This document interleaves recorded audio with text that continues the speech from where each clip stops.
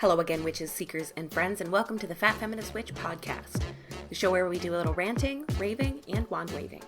I'm your host, Paige. Together we're going to explore magic and spirituality, social justice, the psychic realm, and most importantly, Mercury fucking retrograde. Hey friends, thanks so much for tuning in to episode 59. Today we're talking about Mercury retrograde and why it messes with our electronics and words, and what happens when all the other planets also go retro. We're currently in the midst of Mercury's retrograde period, which began on Halloween and will end on November 20th. I don't know how it's working out for you, but on day 2 of Mercury retrograde, my phone slipped out of my hand, cracked, and then the entire top half of the screen just stopped responding to my fingers. It just did not work anymore. I use it every day for video, for taking photos, for designing most of my website's graphics and like all of my social graphics. So I had no choice but to shell out the cash to get it fixed, and then also a phone case so that it wouldn't happen again. I couldn't take photos for an online tarot reading, so that got pushed back. And then when I did send it out, of course, the PDF I attached to that email, I definitely attached it, was mysteriously absent. A weekend, and I'm already ready to pull out my hair. So, that's how I'm doing. Now, Mercury retrograde is kind of notorious for screwing everything up, but I honestly don't find it to be this difficult every single time. I think Mercury retrograde sometimes is brutal, and other times I barely notice it's happening.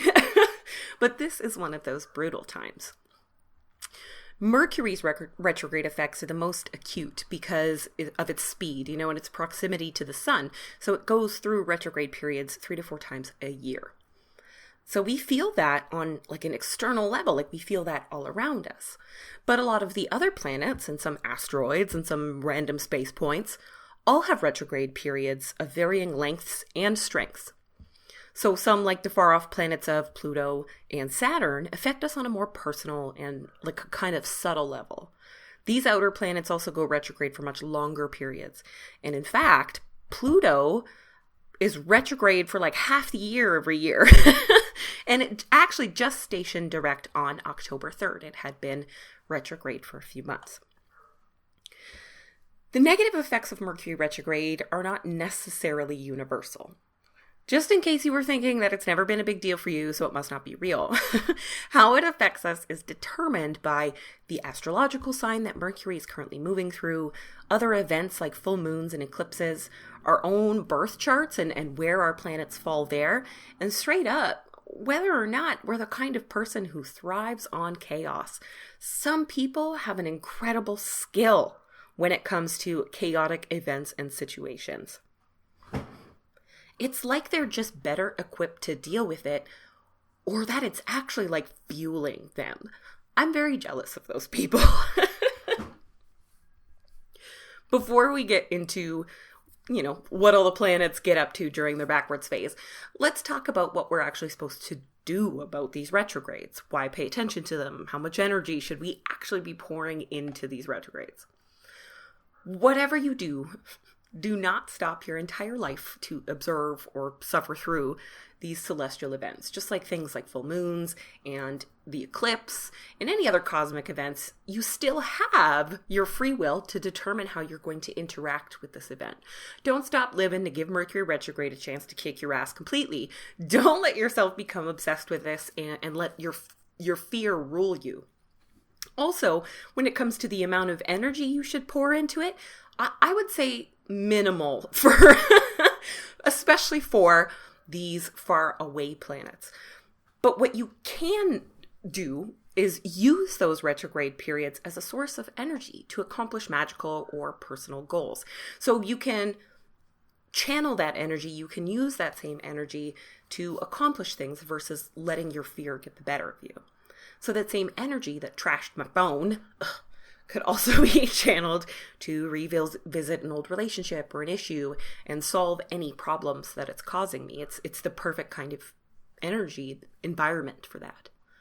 Many retrogrades are a really great time to start counseling or therapy, to revisit old trauma, to reconnect with old friends, families, lovers, boyfriends, whatever, or to resurrect old projects. Anything that you are revisiting from the past or that you're kind of healing from the past is really, really extra effective during retrograde season. You can find clues about the type of energy accessible during each one of these retrogrades by looking at, of course, the planet in question and the astrological sign that that planet is moving through. So the planet is like your main topic of the retrograde. Mercury, for example, is the planet of communication and technology, which is why the retrograde period can lead to arguments, electronic problems, and like social snafus like putting your foot in your mouth. The astrological phase narrows the focus just a little bit further. So Mercury is currently retrograde in the sign of Scorpio, the Plutonian sign that rules death, transformation, and like secrets in the occult. It's a very intuitive sign. Scorpio is a very cool, very intuitive sign. It's a water sign. They love the occult and magic, like I said, and is often associated with sex. It's considered the sexiest of all signs, or maybe the most sex-obsessed of signs. So some of the issues you may experience during this particular Mercury retrograde are past sexual partners or secret affairs coming back into your life. Any sort of like clandestine meeting or affair in general could be a pretty hot topic right now, whether it happened before or is happening now. Conversations about secrets and trust could lead to huge arguments, during which you might say a bunch of things that, looking back on, you really wish you hadn't. Once the retrograde period's over, you really wish you hadn't said any of that stuff. Old traumas and beliefs about sex or past relationships, and trust in relationships may come up a little bit more, which means that it's a good time to heal and to start to move forward from some of those things.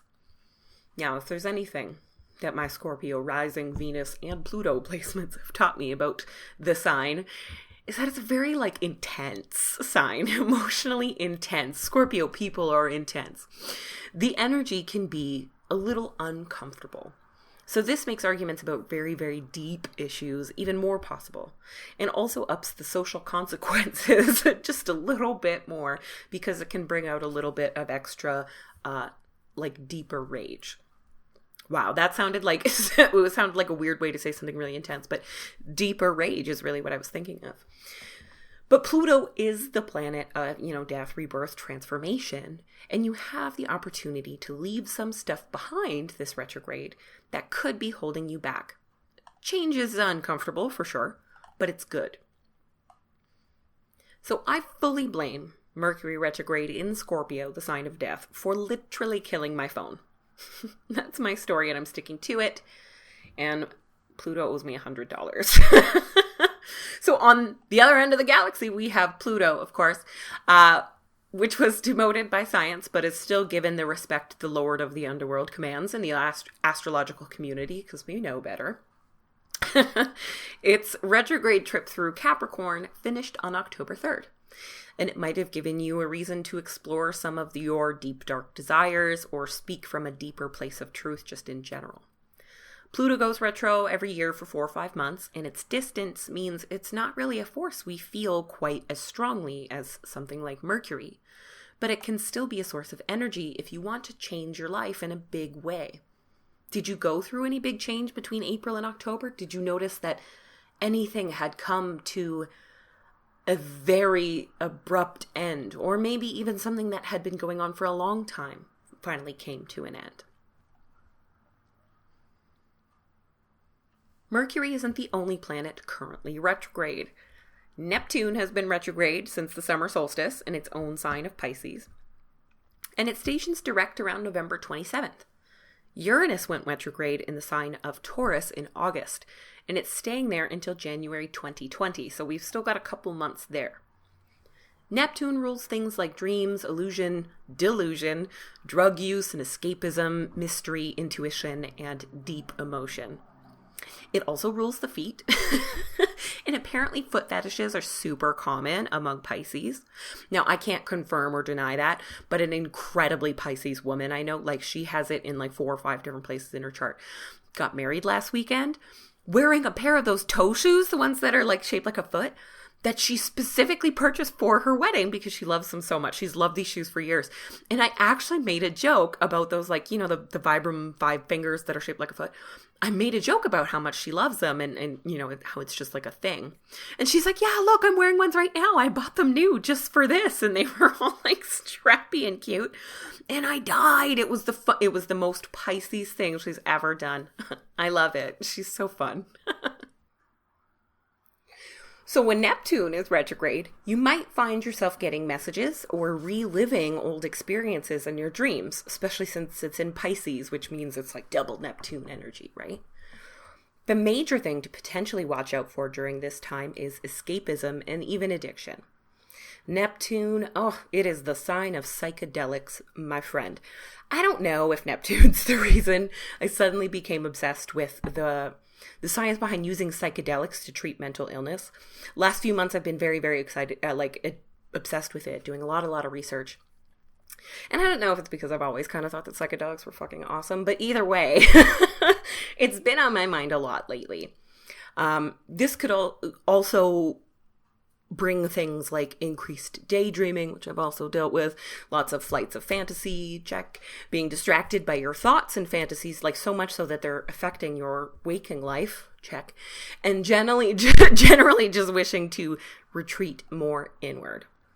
I've actually had a really hard time with all these things the last few months, and I even, it's so wild, I messed with my medication like a month ago.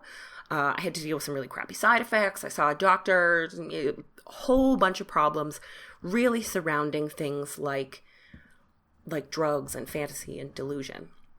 I don't even have a lot of Pisces in my chart. Neptune just gets me, man. I don't know. I'm not sure why. I'm sure an experienced astrologer, when I finally pay for someone to do my chart for me, I'm sure they could tell me exactly why that is. So if you ever want some answers about this, I definitely recommend getting your chart read by a professional. So Uranus is also retrograde, and it's retrograde in Taurus, an earth sign that's ruled by Venus and aligned with things like money and sensual pleasure. Uranus is the planet of rebellion and liberation. So you may have found changes in things like your financial situation, your material security, or even your ethics concerning money, security, and society and how those all relate.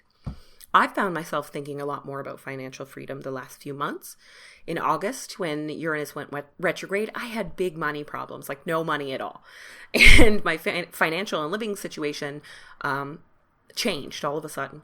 And now, a few months later, I'm doing a lot better financially than I have even in a few years, because I completely changed how I was working in my approach to spending. And, oh man, I really had to hit some rock bottom. So thanks for that, Uranus. I had to get real poor, and now I'm feeling a lot better, but I really had to change the way I thought about money and material security and how that makes me feel comfortable and how that affects how I interact with the actual physical world. So look back at the second half of this year so far. Have you gone through big changes? Have you said fuck you to the status quo, made money, lost money, got obsessed with money? Neptune and Uranus, the, cousins/lovers, could be the reason for all of these issues. If you want to harness this energy and kind of, work it into your future plans and goals, the best way to do that is to track it and to just know when these periods are coming up so that you can shift your focus to be more aligned with their energy. It can also be a little bit comforting sometimes if you're feeling particularly affected by the retrograde to know that there is an end in sight and exactly when you can expect it. So I'll put a link in the description for this episode. I have a Google Calendar that I created to track these retrogrades, to give you alerts when they begin and when they end, and ways to make the best of it. I created this back in 2018, and this week I updated it so it is now filled up for the end of 2019 and all of 2020. So the planetary retrograde cheat sheet is back, my friends. You can find it on my website by you can click on retrograde calendar, and it will show you the calendar for the entire month, what is retrograde and when, and tips. Tips include things that are aided by the energy. So things that you can do or that you should do during this time, things to avoid doing or to take your focus away from, and then crystals that help you channel some of this energy better. I love using crystals to work with the stars and astrology. They're very, I don't know, to me, they're very connected. You know, crystals are so much, they're sparkly like stars. They're like earthbound stars.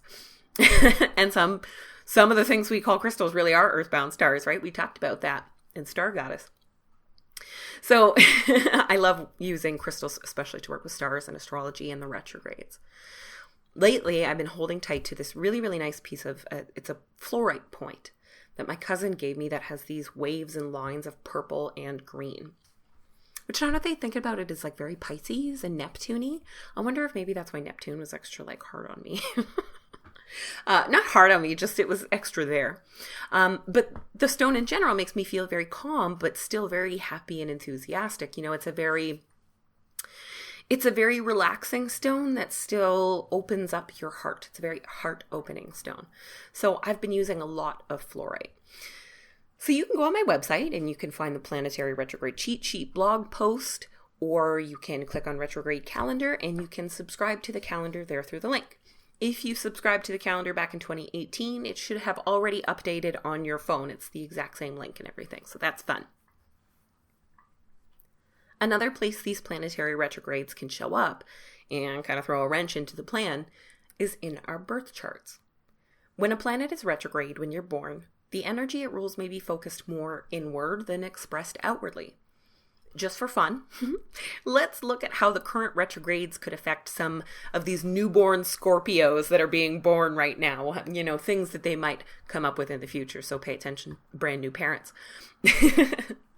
So if they have a strong, Mercury placement in their chart, this would usually cause someone to love speaking or singing publicly and at length. They love the attention their words get. But that same person with Mercury in retrograde as it is now may find they have a lot to say, but that they have a hard time getting it out, especially in constructive ways. So they might have to work a little bit harder to find proper ways to express themselves. And the rest of their chart could give you some indications on ways to work with that, like the house that Mercury is sitting in, other planets that are at certain angles. Again, you have to ask a professional astrologer, but certain other planets and their transits and how everything relates in the chart. But they might be a bit of an introvert and will no doubt appreciate some quiet time alone, which is not bad. Uranus retrograde in the chart could point to someone who is inwardly very rebellious and unconventional, but who presents as very normal to others.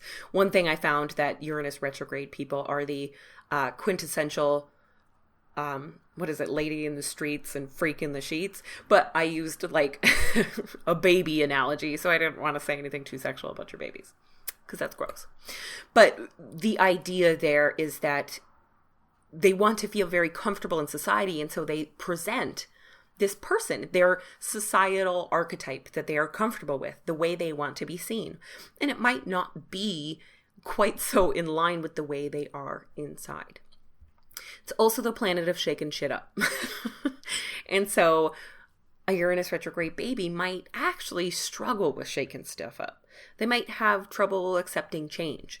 They might want to cling to things that are very comfortable, or that they recognize from earlier times, earlier lives, from childhood. They might be very, very into nostalgia, and they might not be very good at going with the flow.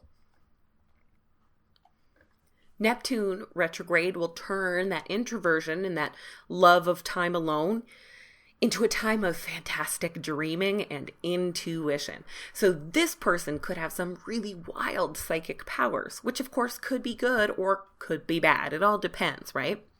Escapism and a love of things like psychedelics or booze could also follow this person around and literally and, metaphorically, blur the line between fantasy and reality. It might be kind of hard to keep these Neptune retrograde people grounded, but their mind and their creative potential will be just absolutely amazing. Sex also pops up a bit with these signs, like Mercury is in Scorpio, and so talking about sex and their fantasies may be something that is a little bit harder later on in life. Just like with retrograde seasons, the strength of a retrograde planet has in your chart really depends on a lot of different factors, and the experiences are not totally universal.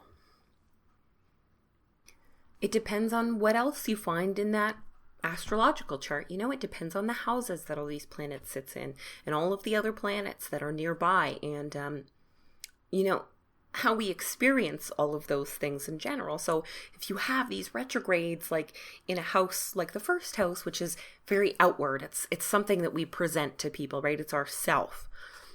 If you have those there, all of those things could be much more obvious, could come up a lot more. But if you have all of that somewhere else in a house that is more deep-seated, it could just be kind of an inner disconnect, slight backwardness. But the cool thing about this slight backwardness is that it means that they just have a different way of thinking and of interacting, and that's a good thing. It's a different perspective on the world. They're able to see things in a slightly different way, which makes them a huge asset to anything. As a friend, they communicate differently. They express themselves differently than some of your other friends. And maybe that's something that's really good. They have an active imagination or a dreaming life. They can fantasize. They have wonderful ideas. And then you're more of a person that gets things done. That is a great partnership, great friendship, great whatever, siblings, family, what have you. So retrogrades are not necessarily always negative. Mercury retrograde might have murdered my phone, of course, but every single day of Mercury retrograde has not been bad. And previous retrograde seasons have been, I would even say, kind of fortuitous. There have been retrogrades where I've had no problems with arguments, no problems with technology at all. And other times, like this one, where I'm a little bit extra annoyed.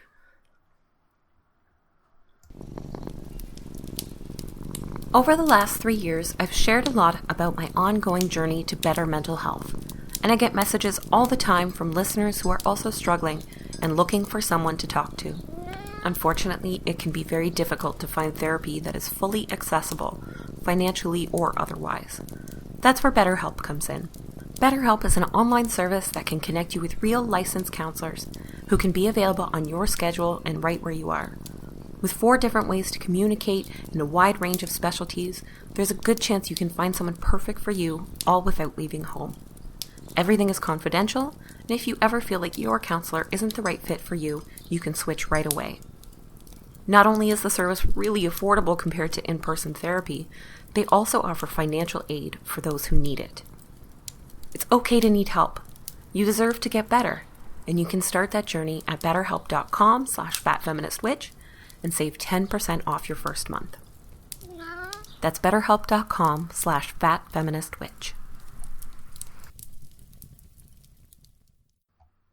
I've talked before about Mercury retrograde specifically and, just the different ways that you can, a little survival kit for Mercury retrograde.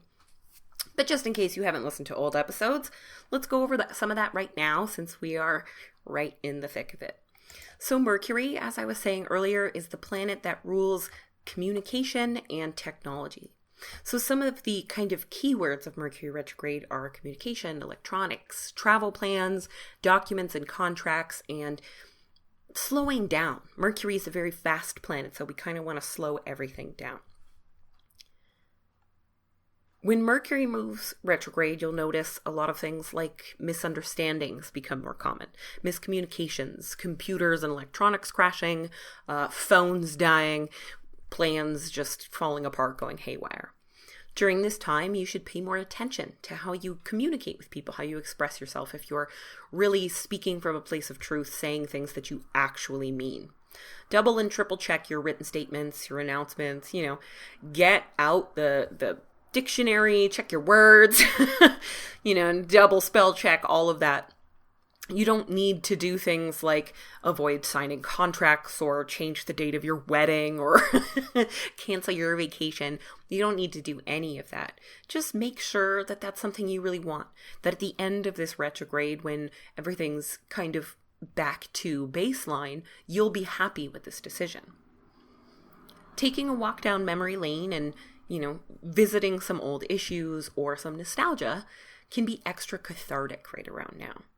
So if you have any issues from your past or from a past life, especially since Mercury is in Scorpio right now, which is, associated with death and rebirth and life and past lives, you'll have the energy to work through that stuff properly.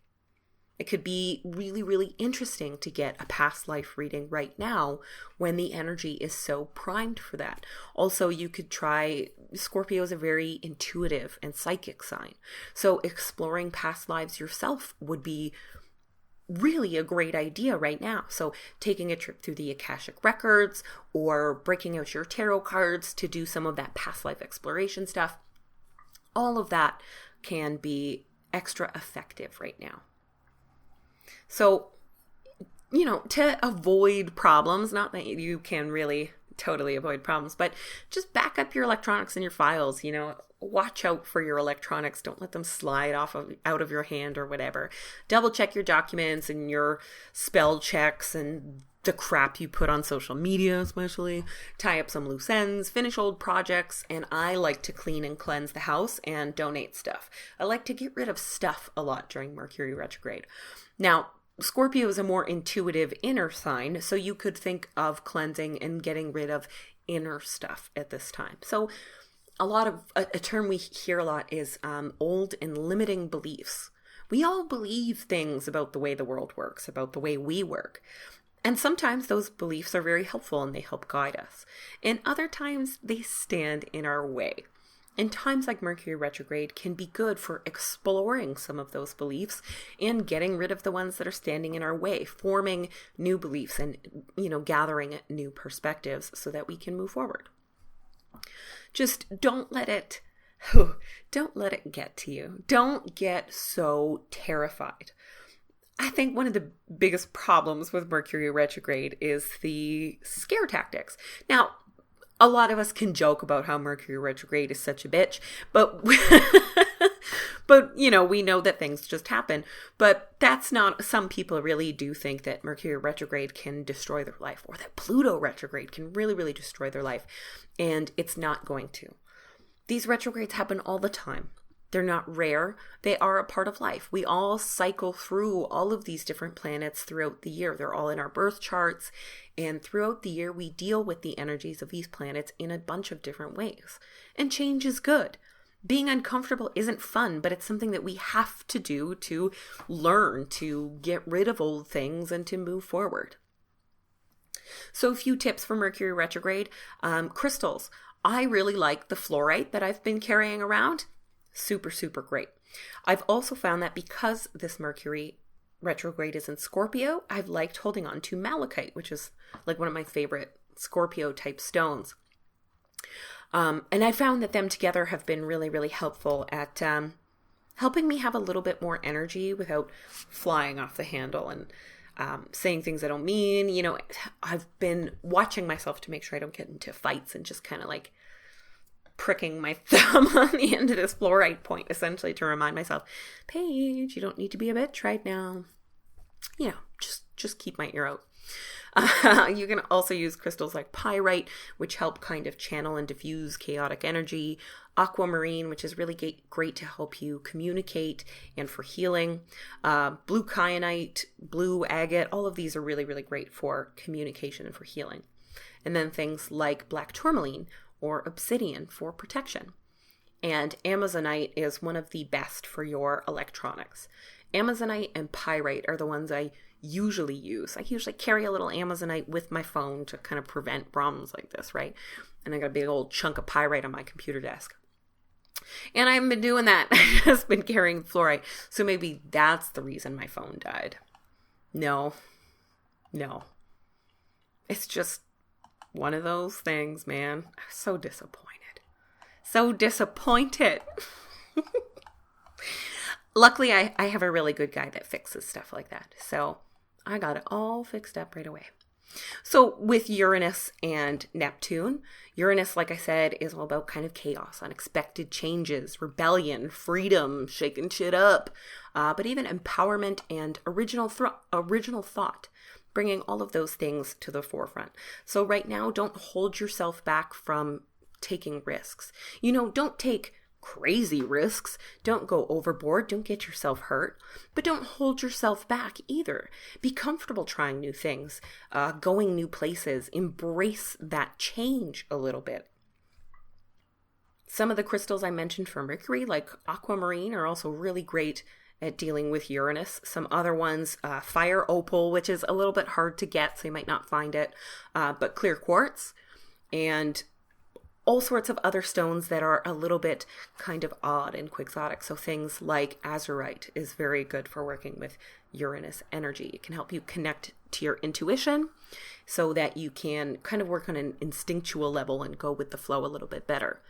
Aquamarine can help you weather storms and adapt to changes. And that clear quartz, of course, can be used to channel and work with any type of energy, no matter how wacky and chaotic. With Neptune in retrograde, you want to pay attention to your dreams. Pay attention to your dreams, to your intuition. Practice things like divination, and art and creativity are huge. So you might want to express some of these, especially some of these psychic feelings, express them with art, because it may be easier for you to interpret them that way. Don't get caught up in escapism. Don't, crawl back into bed every day if you can help it and just daydream your entire life away so that you can pretend that you have a good life. Like I did for like 2 straight weeks recently. If you can help it, try to avoid that. Don't mess with your medication if you're on any without talking to your doctor. Be extra careful about that. If you're not someone who drinks a lot, be careful if you find yourself drinking a little bit extra. You may embarrass the crap out of yourself. That's what's going on there. But also, when you escape like that, the real problem is that you could miss things. You could miss the stuff that's going on in your life. You escape uncomfortable things, and the discomfort is where the change is going on.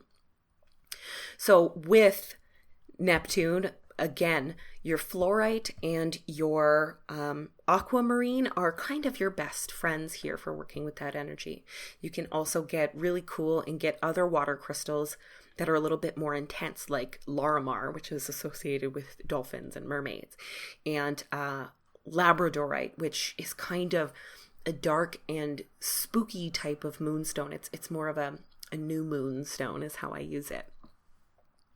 So you can use these crystals, you can keep them with you, keep them with your electronics. You can use them while meditating or while you're focusing on any of these. So you can keep some of these crystals near your bed if you want to increase and kind of harness your dreams a little bit more. You can use them during your divination. You can also put them on your desk, keep them with your electronics. This pyrite stays on my desk near my computer all the time.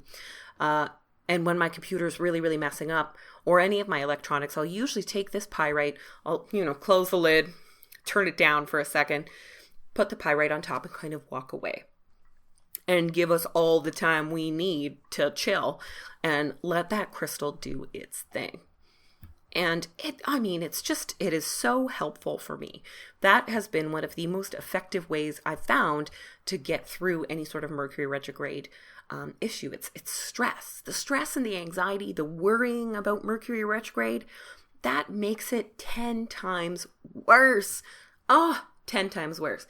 The only thing that can make your computer break worse when it's completely broken is freaking out on it and begging it to work and slamming your fist down on the keyboard and crying.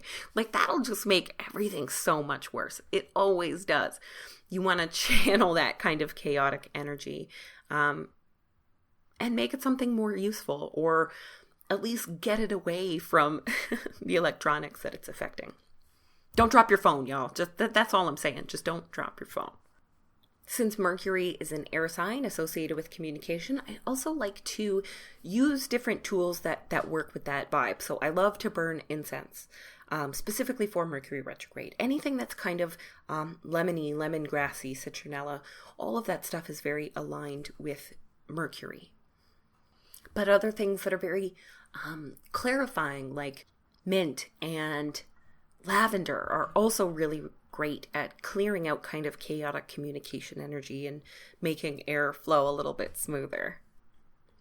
When you're meditating, or perhaps doing yoga in the morning, when you're kind of getting ready to start your day, focus in on your throat chakra, which is most affected by Mercury retrograde. Well, as far as the chakras go, most affected by Mercury retrograde, and clear out any sort of stale energy that you find there. Try some yoga asanas that open up your throat chakra, clear it out. Wear crystals that are really great for communication on necklaces. Wear them around your neck. I do that. I'm wearing a chrysocolla pendant right now. You can also use oil blends, essential oil blends, and put those right onto your throat chakra. So again, I'll do that with something like lemongrass or a lavender or a mint to just kind of open it up and make sure I don't come up against any problems in that area. I'll also drink tea around Mercury retrograde that's really good for your throat. So lemon and ginger with honey is my favorite one. But you can also drink like peppermint tea or lavender tea, anything that's kind of associated with the element of air. It can just kind of help clear that area out and feel a lot better about the words that you're speaking and the way that you're speaking to people. Just help you with your communication and your self-expression. In general, it could be a really good time to think about the ways that you express yourself, the ways that you communicate with others in a more general sense. Make sure it's in line with who you are. Make sure it's really truthful to who you are. Make sure you're not presenting yourself in some way that's inauthentic. All of that can, really affect how you move forward after Mercury retrograde. It can be a really great time to work on things. Sometimes, especially when we're working on something like personal development, it can seem like there's so much to do that we don't know where to start. And I also get that way about things like doing the dishes, but let's be real, that's not that serious a problem. But when it comes to personal development, oftentimes this can make us just stall. If we have things about ourselves that we've been trying to change or wanting to work on and change, more the better way to say that, this could give us a push. It could give us something to work on. Here's your homework assignment for your personal development. It's Mercury retrograde in Scorpio, so think about the ways you communicate deep secrets, or the way you talk about sex with other people, the way you talk about sex with your partner, the way you talk about sex with yourself, your own inner dialogue and beliefs about sex or death or change or the occult. Work on that stuff within yourself now. And then, hopefully after the retrograde is over, you will have this bright, shiny new future. And the next time you need that energy to direct you or guide you a little bit, another planet will be moving through a retrograde phase, or will be going direct, or will be, crossing paths with the moon or the sun or something. Astrology is great because it's always happening. There's always astrology happening. And you can, if ever you need some sort of direction, there's always something in astrology that can kind of help lead the way. I think that's why I like it so much. I'm personally feeling pretty excited and pretty comfortable with the idea of this last, this Mercury retrograde kind of clear out season. I guess you could call it clear out event. Now it sounds like a sale. So I'm kind of excited about having Mercury retrograde in this very intense sign of death and rebirth and transformation right at the end of the year. Some people have had a really bad year. I have had a very interesting year. It's been great. Sometimes it's also been really, really hard, but it's been great and it's been very interesting. And I have a lot to look back on this year. A lot of things that I completely forgot that happened. Around the end of the year, this is when I start to, take stock of everything that happened over the next year and start planning for the next one coming up, start planning my goals for the future, seeing if I've accomplished anything that I set out to do this year, revisiting old things like New Year's resolutions. This is a great time to do all of that. So I think it's actually very fortuitous to have this Mercury retrograde at the very end of the year in this intense sign of transformation and death, because that's kind of the vibe that we're coming into anyways. I think this is preparing us for a really, really great 2020. I've got good vibes about 2020. I think it's going to be a great year. So what I'm really hoping is that this Mercury retrograde gives us a chance to clear out all of this stuff that we don't need to bring with us into the future. All of this stuff that we can leave behind so that 2020 can be a better and brighter place for all of us. That's what I'm really hoping for. Yeah, that's what I'm really hoping for. And since I said it now, that's exactly what's going to happen. Just you wait. It's going to be awesome. So there you have it, friends, how to survive Mercury retrograde, quote unquote, as well as some of the other retrogrades that are happening now and ways that you can be prepared, ways that you can figure out how to deal with future retrogrades. Now you can go to my website, thefatfeministwitch.com/retrograde, and see the calendar. For the end of 2019 and all of 2020, you can see the calendar of all planets that are currently going through their phases and phases in the future, as well as tips and things to avoid and crystals to use, and all of the information you need to kind of plan out these retrograde seasons, or, tiny week amounts, 3-week amounts, or 4 months amounts, whatever. So you can plan out these retrograde seasons and kind of make the most of them, or understand the kind of energy that you're dealing with a little bit better. Thank you all so much for tuning in to the Fat Feminist Witch podcast today. I'm so excited that you guys could join me post-Halloween. It really does feel like a whole new year to me. Wiccans, they see Halloween or Samhain as the end of the year. They celebrate it as the witch's new year. Now, I'm very much into New Year's during Capricorn season. I think it's because I am a Capricorn. But I really did wake up on November 1st, and it felt like a new year. I really had this vibe of, it's like I heard Feeling Good by Nina Simone in my head when I woke up. You know that song? It's a new dawn, it's a new day, and I'm feeling good. I really felt like that November 1st. So I'm hoping that this means that we are moving into something pretty interesting, moving into a very interesting kind of year.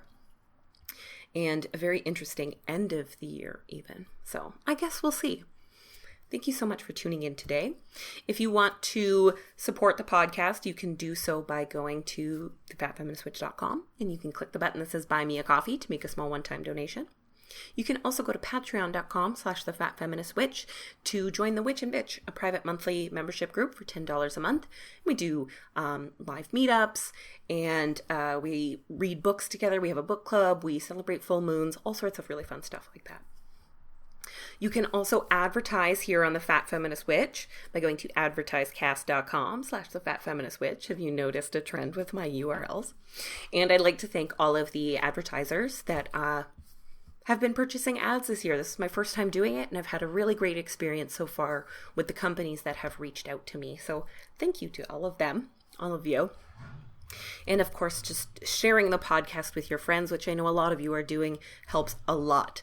Like I said, I've had a great year. It's been pretty successful, and I know that's because of you guys. So I'm very, very grateful.